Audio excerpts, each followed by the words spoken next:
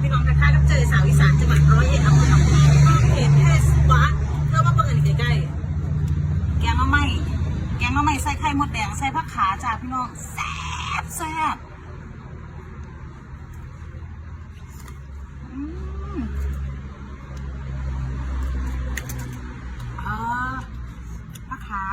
ผักขาโอ้นัวน้ำเหมือนมีแต่ไข่ตรงๆไข่มดแดงมีแต่ไข่ตรงๆ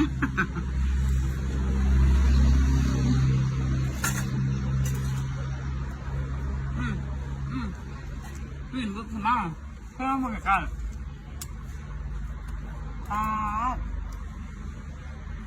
ไข่บาอีสานแดงมาเบิ่งเด้อพี่น้องไข่มดแดงมีแต่ไข่ตรงๆมันบ่ของจองกันเลยเด้พี่กัดร้านนะคะตรงข้ามฟูนเฮาอำเภอพุนห้องจังหวัด101ค่ะตรงข้ามกันเลยเจ๊มาบ่อยมากอันนี้ดักไก่ค่ะไม่ใช่ตูดไก่นะคะอันนี้คือดักไก่ค่ะ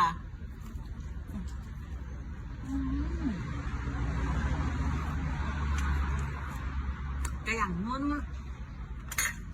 จำหมึกแตงแซ่บค่ะ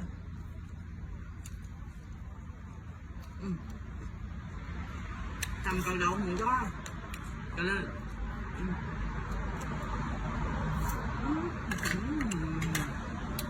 ปุ๊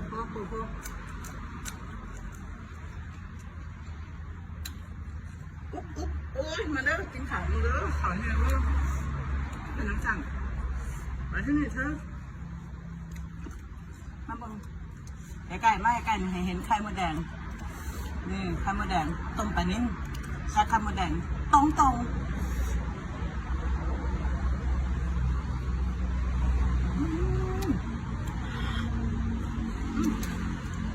โอ้โหเจ้าหัวอย่างเธอต้องหัวความจับของฉันมันบ่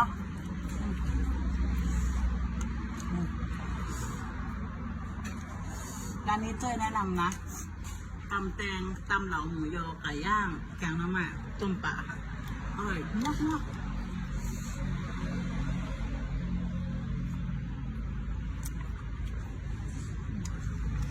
โอ้แซ่บแห้ง